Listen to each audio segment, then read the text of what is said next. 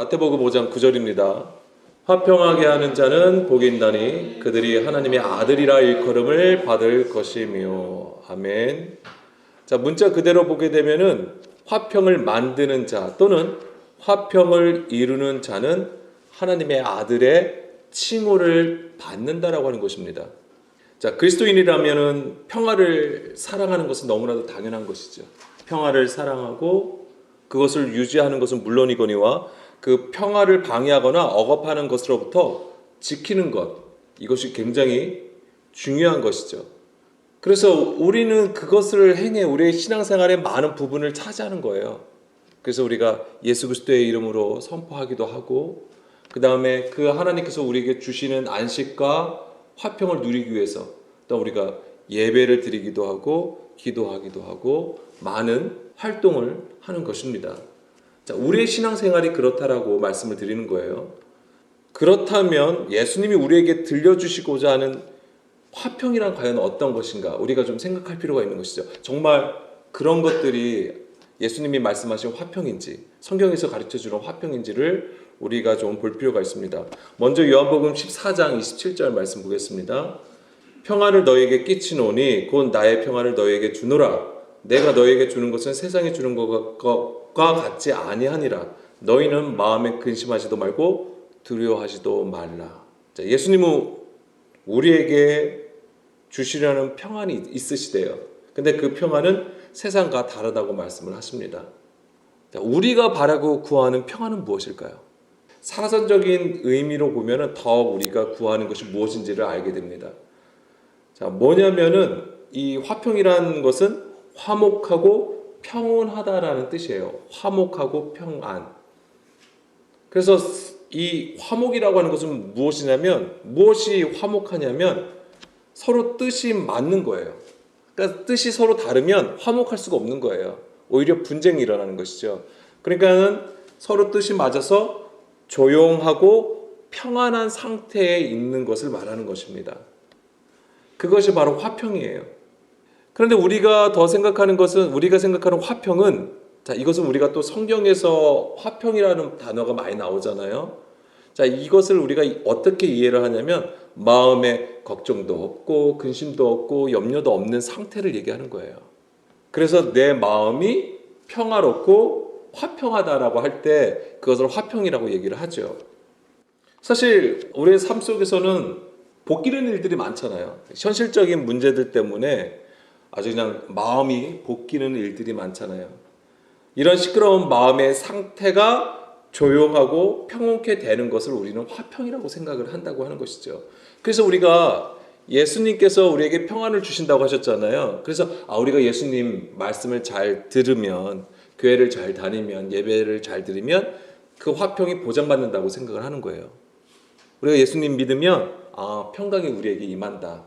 그래서 우리가 어떤 경험들을 하냐면, 그래서 정말 부흥회라든가 아니면 어떤 예배를 잘 드린다든가 아니면 기도를 굉장히 열심히 한다든가 그러면 어떤 일이 벌어지죠? 마음에 평화가 온다고 그러잖아요. 평강을 찾는다고 해요. 근데 이런 것이 있어요. 뭐냐면 우리가 이 감정적인 부분하고 굉장히 헷갈리는 부분이 있어요. 솔직히 기도 안 하고 그냥 예를 들면 노래방에 가가지고 노래를 1시간 동안 그냥 소리를 질러라고 외치고 나왔어요. 노래하고 나왔어요. 그래도 뭐가 찾아오냐면 그냥 마음이 그냥 시원해요. 그런 경험들하고 헷갈릴 수 있다라고 하는 거예요. 우리가 기도를 많이 하거나 찬양을 아주 신나게 했어요. 그러면 그런 거와 크게 다르지 않을 수 있다라고 하는 거예요.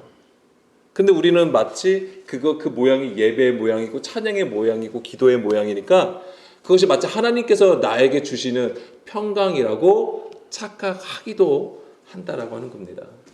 그런 감정적인 것이 나쁘다고 말씀드리는 건 아닙니다. 그런데 우리가 혼돈할 수 있다라고 하는 거예요. 착각을 할 수도 있다라고 하는 겁니다. 그러니까 그것은 예수님께서 우리에게 주시는 평강이 아니에요. 자, 그러면 화평 한번 볼게요. 화평하게 하는 자는 헬라어로 에이레노 포이오스라고 되어 있습니다. 좀 단어가 길어요. 그런데 여기서 딱 한 번 쓰였어요. 근데 이 단어는 두 개가 합쳐진 거예요. 그래서 에이레네 포이에요. 그래서 에이레네는 우리가 잘 알고 있는 거죠. 평화, 번영, 하나됨, 안식, 번영, 샬롬이 되는 거예요. 이게 이 에이레네가. 그리고 포이에오는 뭐뭐 하다, 만들다라고 하는 것이죠. 그러니까 화평을 만드는 거예요. 그래서 우리가 이 화평하게 하는 자를 우리가 오늘 살펴볼 건데 대부분 아마 샬롬이라는 단어로 우리가 나누게 될 것 같습니다. 자, 샬롬은 원래 무슨 뜻입니까? 샬롬, 샬람. 뭐 안전하다, 완성하다, 평안하다라는 뜻을 가지고 있어요. 그래서 이게 단순히 샬롬하면 물론 유대인들이 이스라엘 가면 우리가 만나는 사람마다 제일 먼저 하는 인사가 샬롬이에요. 물론 그들이 인사한 말로 얘기를 하는 것이지만 그 안에는 하나님의 은혜가 임하기를 바라는 것도 있을 거예요. 자, 그 샬롬이 단순하게 뭐 평안을 주는 것도 있는 것이지만 여기에는 완전하다라는 뜻도 있어요. 완성하다, 완전하다. 그 얘기는 종말론적인 의미를 담고 있다라고 하는 것을 알아야 돼요. 구원과도 관련되어 있어요. 그래서 샬롬 임함은 곧 구원과도 같은 것입니다. 그런 개념을 가지고 있어요. 자, 그런데 여기서 제일 중요한 게 뭐냐면 오늘 이제 이걸 다룰 거예요. 이제는 이 샬롬에 대해서 많은 나눔들이 있었어요. 그리고 우리도 여러 번 나눈 적이 있습니다. 근데 오늘 여기서 나눌 것은 이 샬롬의 뜻 가운데 뭐가 있냐면 하나됨이라는 뜻이 있어요. 하나됨. 그러니까 진정한 샬롬은 이 하나 되는 것에 있음을 오늘 미리 말씀을 드립니다. 원래 샬롬은 우리가 어떻게 이해를 했던 것이죠?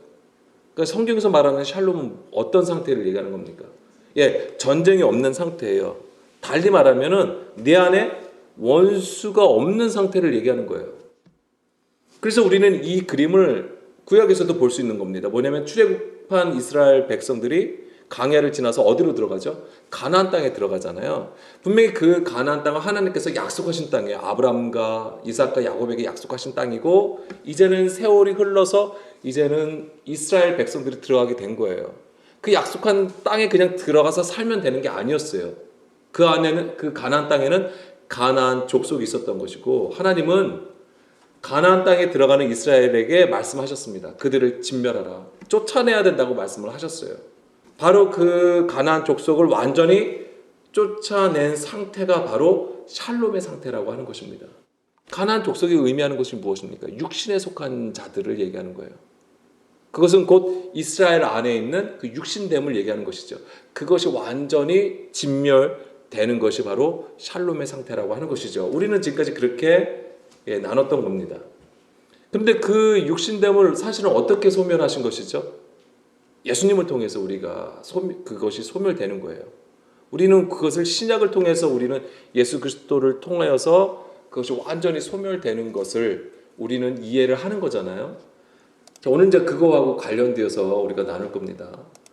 자, 샬롬의 본질은 바로 예수님이에요. 샬롬이 곧 예수님입니다. 예수님은 평강의 왕으로 우리 가운데 오셨죠. 이사야 9장 6절입니다.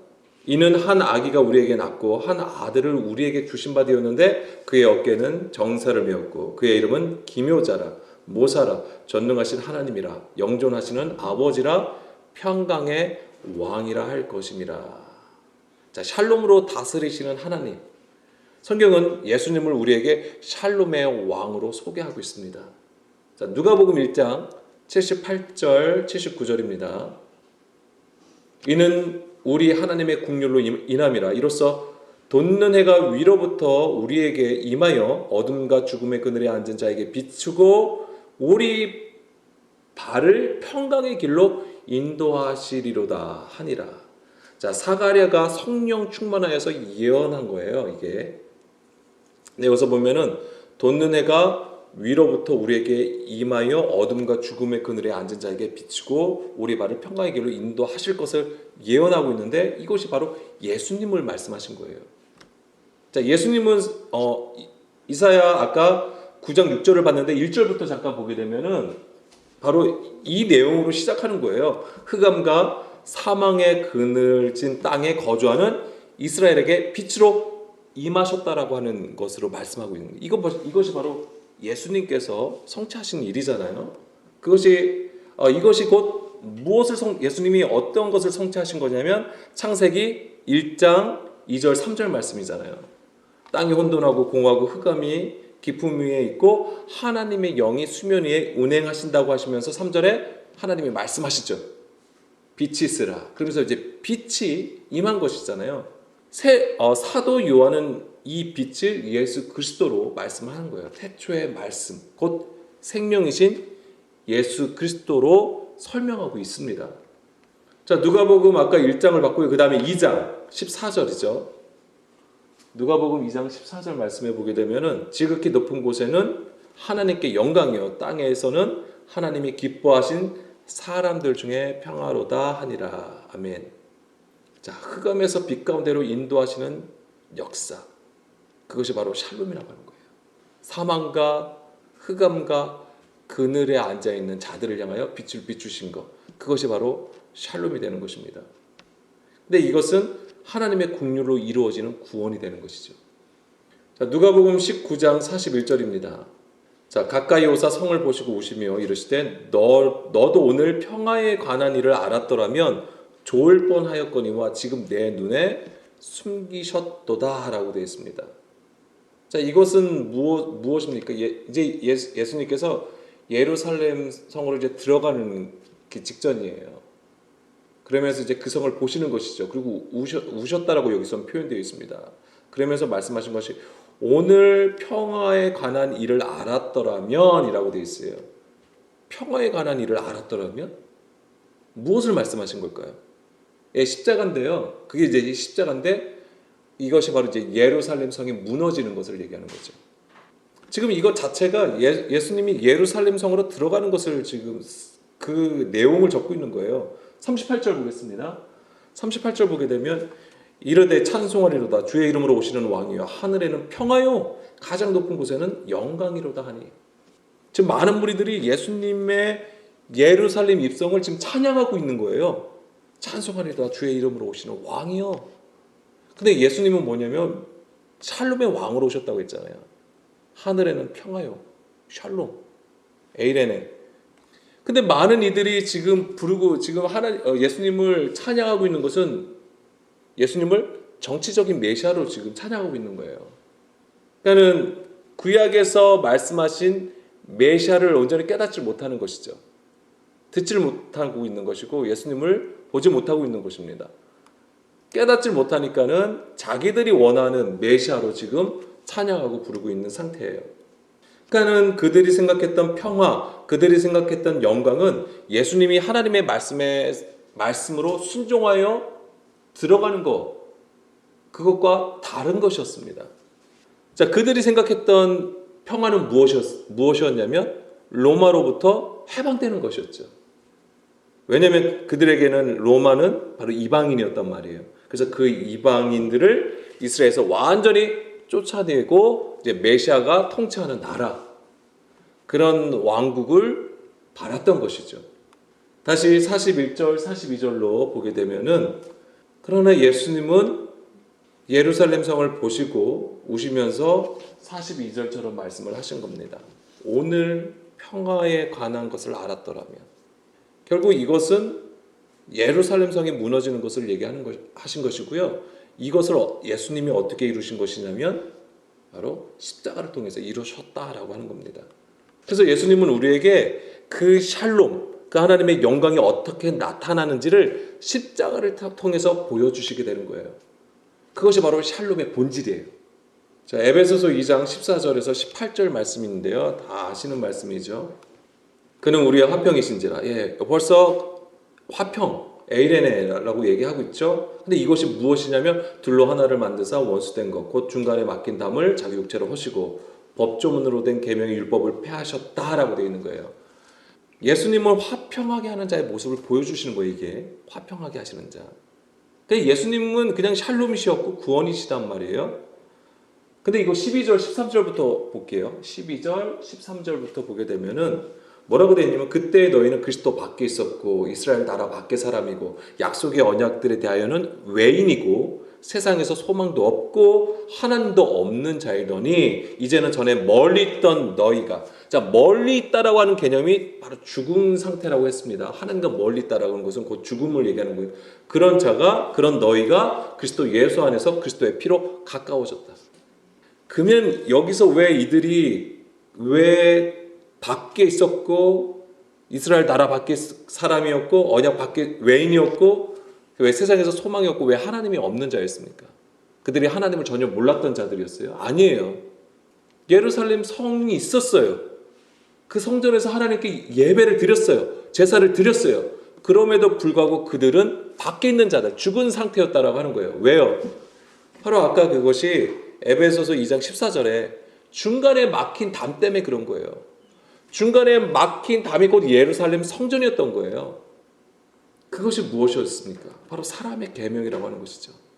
그것을 달리 말씀드리면 자기들의 소유를 가진 걸 얘기하는 거예요. 자기들의 소유. 그러니까 뭐예요? 자기들의 소유라고 하는 것은 사람의 의를 세웠음을 얘기하는 겁니다. 올바른 지식을 따른 것이 아니고 하나님의 의를 모르고 오히려 사람의 의를 세운 거예요. 근데 그것을 하나님을 섬기고 하나님을 예배드리는 것이라고 생각을 했던 것이죠. 그것을 상징하여 보여주는 것이 그들이 그렇게 자랑하였던 예루살렘 성이었던 거예요. 근데 예수님은 십자가를 통하여 이것을 폐하여 버리신 것입니다. 다시 14절 볼게요. 둘로 하나를 만드는 것이 무엇입니까? 이게 바로 화평이라고 하는 거예요. 피스메이커, 중재자. 서로 뜻이 맞지 않는 상태에 있는 것이죠. 뭐냐면 말씀을 가지고 있어요. 율법을 가지고 있지만은 이들이 하나님과 뜻이 안 맞는 거예요. 하나님의 뜻을 모르는 거잖아요. 그러니까 지금 이것이 대치하고 있는 상태예요. 오히려 하나님과 분리가 된 것이죠. 그 분리된 상태가 바로 중간에 막힌 담 때문이라고 하는 것입니다. 사람의 계명, 자기의 소유를 쌓은 것이죠. 예수님이 바로 이것이 바로 무너져야 됨을 말씀을 하신 거고요. 15절에 중간에 막힌 담은 결국 무엇을 얘기하냐면 법조문으로 된 계명의 율법을 얘기하는 거예요. 사람의 계명이죠. 이것을 폐하신 겁니다. 그래야지만이 예수 안에서 한 사람을 지어 화평하게 하신다는 것이죠. 그러니까 이 한 세 사람은 어떤 자이냐면 중간에 막힌 담이 무너진 자예요. 이런 자가 바로 화평하게 하는 자입니다. 그러니까 여기서 한 세 사람은 곧 화평하게 하는 자를 얘기하는 것이죠. 자, 이 한 세 사람이 된 첫 열매가 바로 예수님이세요. 네, 그것을 보여주시는 거고 우리가 예수 그리스도 안에서 또한 이 한 세 사람으로 세워져야 하는 것이죠. 바로 이 한 세 사람이 진정한 샬롬이에요. 샬롬. 그래서 우리가 십자가의 본질을 가지고 그리스도와 하나 될 때 우리는 원수를 사랑하고 우리를 박해하는 자를 위해서 기도할 수 있는 겁니다. 그러니까 이 십자가의 본질을 가져야지만 진정으로 화평하는 자가 되는 거예요. 우리가 어떤 물리적인 도움을 줌으로써도 그러니까 피스메이커가 될 수가 있습니다. 충분히. 그것도 굉장히 귀한 것입니다. 그렇지만 그것이 온전한 대로 나아갈 수 있어야 되는 거예요. 완전한 대로 나가야 되는 거예요. 누가복음 6장 35절입니다. 오직 너희는 원수를 사랑하고 선대하며 아무것도 바라지 말고 꾸어주라. 그래야 하면 너희 상이 클 것이요 또 지극히 높으신 이의 아들이 되리니. 자, 그래서 이 화평하게 하는 자가 곧 하나님의 아들이 되는 거예요. 여기서 너희 상이 클 것이라고 했잖아요. 이게 기업이에요. 그러니까는. 다시 에베소서 2장 16절로 돌아가서 또 십자가로 이 둘을 한 몸으로 하나님과 화목하게 하려 하심이라. 원수된 것을 십자가로 소멸하시고. 그러니까 예수님은 그냥 하나님의 아들이 되신 게 아니죠. 예수님이 하나님의 아들이 되신 것은 그 아버지의 뜻을 따라 순종하여서 십자가를 지셨기 때문에 그런 거예요. 그러니까 우리가 십자가의 본질을 가져야 된다는 것이 바로 이런 것들입니다. 그래서 내 안에 사람의 것, 육신된 것이 폐하여지는 것이죠. 그래서 자기의 의를 버리고 하나님의 의를 세우는 영과 진리로 예배를 드리는 것이 반드시 있어야 되는 것이죠. 그리고 17절 또 오셔서 먼데 있는 너희에게 평안을 전하시고, 이제 뭐냐면 아까 그리스도의 피로 우리가 가까워진다고 했잖아요. 그것이 바로 구원인 것이고요. 그것이 바로 평안 가운데 있다라고 하는 거. 그것이 바로 샬롬의 상태가 되는 거예요. 그래서 먼데 있는 너희에게 평안을 전하시고 가까이 있는 자들에게 평안을 전하셨으니 이는 그로 말미암아 우리들이 한 성령 안에서 아버지께 나아감을 얻게 하려 하심이라. 아버지께. 뭐냐면 이게 한 성령 안에서 이루어질 일이라고 하는 것입니다. 그래서 진정으로 화평을 이루기 위해서는 반드시 성령의 오셔야 돼요. 성령께서 우리 가운데 오셔야 되는 거예요. 그래야만 은혜와 진리의 충만함으로 완전한 대로 나아갈 수 있기 때문에 그렇습니다. 그것이 바로 진리의 성령님이 우리를 진리 가운데로 인도해 가신다고 하는 거예요. 요한복음 14장 26절입니다. 보혜사 곧 아버지께서 내 이름으로 보내실 성령 그가 너희에게 모든 것을 가르치고 내가 너희에게 말한 모든 것을 생각나게 한다고 하셨잖아요. 이게 이제 깨닫게 하시는 거예요. 그래서 온전한 것을, 그래서 우리가 부분적으로 아는 것을 이제는 뛰어넘어 그 온전함으로 나아가는 것을 말씀을 하신 거고, 27절 평안을 너에게 끼치노니 곧 너희 평안을 나의 평안을 너희에게 주노라. 내가 너에게 주는 것은 세상에 주는 것 같지 아니하니라 라고 하신 거예요. 보혜사 성령님이 오시면 모든 것을 가르쳐 주시고 진리 가운데로 인도해 주시는 것이 곧 평강으로 인도해 주신다고 하는 거예요. 이게 평강이 되는 거예요. 그러니까 우리가 하나님의 뜻을 깨닫는 것, 하나님의 의를 아는 것이 곧 평강의 상태가 되는 것입니다.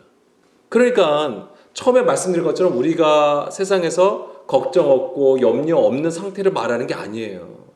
우리는 사실 항상 그 염려, 현실적인 문제에 부딪힐 수밖에 없어요. 그리고 우리의 육신은 그것을 염려할 수밖에 없는 구조예요.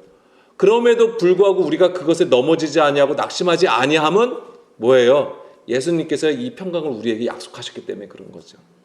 그리고 그것 자체가 뭐냐면, 그런 현실적인 문제 자체가 뭐냐면 우리가 그리스도를 향한, 그리스도와 함께 진리 가운데로 나가는 과정이 된다라고 하는 것입니다. 물론 우리가 힘들고 어려움 때문에 고통스러워할 수는 있습니다. 그렇지만 그것 때문에 우리가 낙심하지는 않는다고 하는 거예요. 자, 로마서 8장 14절입니다. 무릇 하나님의 영으로 인도함을 받는 사람은 곧 하나님의 아들이라. 하나님의 영으로 인도함을 받는 자가 하나님의 아들이라고 하는 것이죠. 근데 13절 잠깐 보겠습니다. 13절부터 볼게요. 너희가 육신대로 살면 반드시 죽을 것이로되 영으로서 몸의 행실을 죽이면 살리니. 자, 이게 무슨 얘기냐면 바로 옛사람이 죽는 걸 얘기하는 거예요. 옛사람 옛구조에서 벗어나 새사람으로 세워지는 것을 얘기하는 것이죠.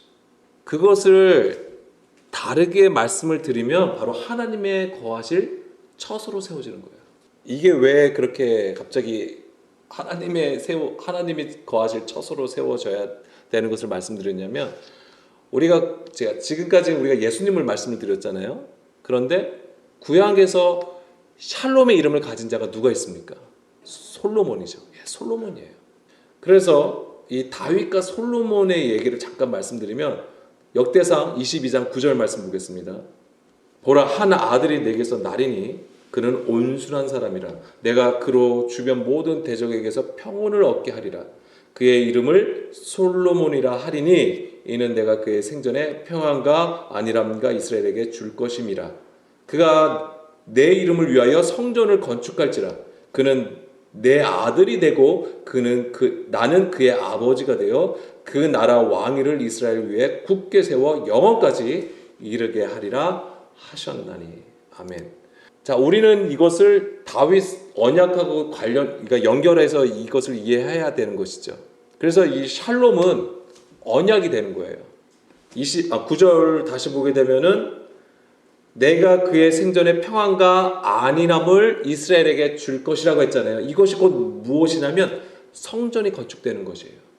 근데 우리가 알고 있듯이 고린도전서 3장 16절에서 사도 바울이 뭐라고 했습니까? 그 성전은 하나님의 영이 거하는 곳이라고 했습니다.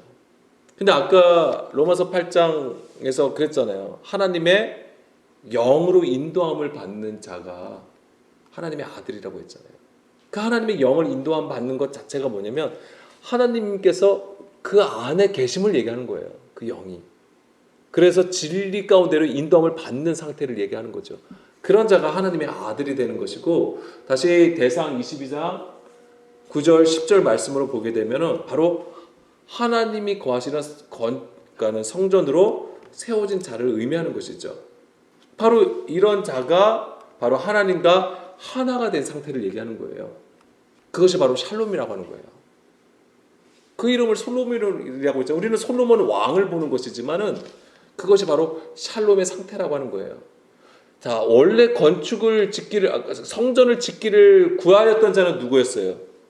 다윗이었어요. 다윗은 정말 엄청나게 그 언약궤를 구하기를 원했고, 그렇죠? 그래서 그가 정말 시행착오를 거쳐가면서 그 언약궤를 또한 가져왔잖아요. 그리고 하나님의 성전을 건축하기를 원했어요. 그런데 하나님께서는 다윗에게 건축을 못 짓게 하셨습니다. 왜요? 예, 피를 많이 흘렸다고 하는 거예요. 그러니까 그것이 너가 피를 너무 많이 흘려서 안 돼. 자, 우리는 이제 너가 살해를 너무 많이 해서 안 돼. 우리가 이렇게 생각할 수 있는 부분이지만 다윗은 무엇하고 관련되어 있냐면 바로 전쟁하고 관련되어 있어요. 이걸 아셔야 돼요. 가나안 땅에 하나님께서 약속하신 가나안 땅에 들어갔지만은 거기에 누가 있었다고 했습니까? 가나안 족속이 있다고 했잖아요. 그들을 진멸해야지만이 온전한 그 약속의 지경으로 들어가는 거예요. 그게 하나님의 약속이었단 말이에요. 언약이었단 말이에요. 마찬가지예요. 다윗과 솔로몬을 같이 보셔야 되는 거예요. 다윗과 같이 그 온전한 그 육신됨, 자기를 철저히 부인하는 것을 보여주는 겁니다. 그것이 그 사울과 대치하면서 이방인들과 대치하면서 철저히 자기의 육신됨을 진멸해 가는 것을 보여주는 거예요. 그것이 자기의 의지로 되는 것이 아니라 무엇으로 되는 거예요? 예수님의 십자가로 되는 거예요. 그리고 그것으로 이겼을 때에, 그죠? 예수님이 그 십자가, 그 믿음으로 세상을 이기셨잖아요. 다윗이 그것을 보여주는 거예요. 그것으로 인해서 뭐가 되는 거예요? 솔로몬을 낳게 되는 거예요. 솔로몬이 이어지는 거예요. 그래서 그 성전을 건축하는 것은 솔로몬이 하게 되어 있는 거예요. 자, 그렇기 때문에 우리가 다윗과 솔로몬을 같이 봐야 되는 거예요.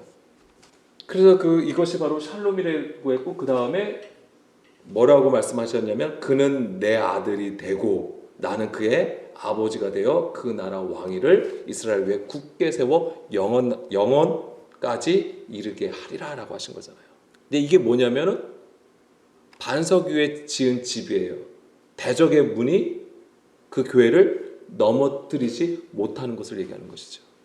우리 안에 하나님의 영이 거하시면 바로 그 놀라운 하나님의 교회로 세워지는 거예요. 근데 그것이 어떻게 이루어지는 것이냐면 십자가로 이루어지고 하나님의 영이 그 안에 거하실 때 그것이 이루어지는 거예요. 그랬을 때 그런 자를 하나님께서 그는 내 아들 되고 나는 그의 아버지가 된다라고 하시는 거죠. 이게 언약이에요. 하나님께서 언약으로 말씀하신 거예요. 이것은. 그래서 다시 로마서 8장 14절에 무릇 하나님의 영으로 인도함을 받는 사람은 곧 하나님의 아들이라. 바로 이 하나님의 영으로 인도함을 받는 사람은 하나님의 처소로 세워진 자라고 하는 거예요. 언약 가운데 있음을 얘기하신 겁니다. 이런 자가 바로 하나님의 아들이 되는 것이죠. 자, 마지막으로 요한복음 14장 10절입니다. 내가 아버지 안에 거하고 아버지는 내 안에 계신 것을 내가 믿지 아니하느냐. 내가 너에게 이르는 말은 스스로 하는 것이 아니라 아버지께서 내 안에 계셔서 그의 일을 하시는 것이라. 아멘. 이 말씀이 바로 샬롬을 얘기하는 거예요. 이게 샬롬이에요. 그냥 우리 안에 그냥 내 마음 볶이는 거 없고 괴롭히는 거 없으면 그냥 내 마음이 평안하다. 그게 샬롬이 아니고 주님께서 내 안에 계시고 우리가 그 안에 거하는 것, 그 상태가 샬롬이라고 하는 겁니다. 그러면요 반드시 그의 일이 나타난다고 하는 거예요. 그의 일이 나타난다. 이게 뭐하고 사실은 관련되어 있냐면 아까 마태복음 5장 8절 청결한 자가 받는 복이 무엇입니까? 하나님을 볼 것이라고 했잖아요. 그거예요. 하나님을 보는 것이 무엇이냐면 바로 하나님의 일이 나타나는 것을 얘기하는 거예요. 그것이 바로 성령님을 통해서 우리가 보게 되는 것이죠. 우리가 증인이 되는 거잖아요. 진리의 증인으로 세워지는 거잖아요. 그 증인은 뭘 얘기하는 거냐면 예수의 피와 하나님의 그 말씀이 나타나는 것을 얘기하는 거예요. 그것이 바로 하나님을 보는 것입니다. 더불어서 하나님은 그 일을 하나님의 아들 된 자들을 통하여 이루시는 거예요. 아버지와 아들과 함께 있는 상태로 세워진 그 한 세 사람이 진정한 하나님의 아들이고요. 그들이 바로 샬롬이에요. 정리해서 말씀을 드리면 우리 안에 그 십자가의 본질을 가지고 그리스도와 함께 동행하여 가는 것, 그것 자체가 샬롬이고요. 그것 자체가 구원이 되는 거예요. 주님과 우리가 함께 해야지만이 그러한 축복을 우리가 누릴 수 있는 겁니다.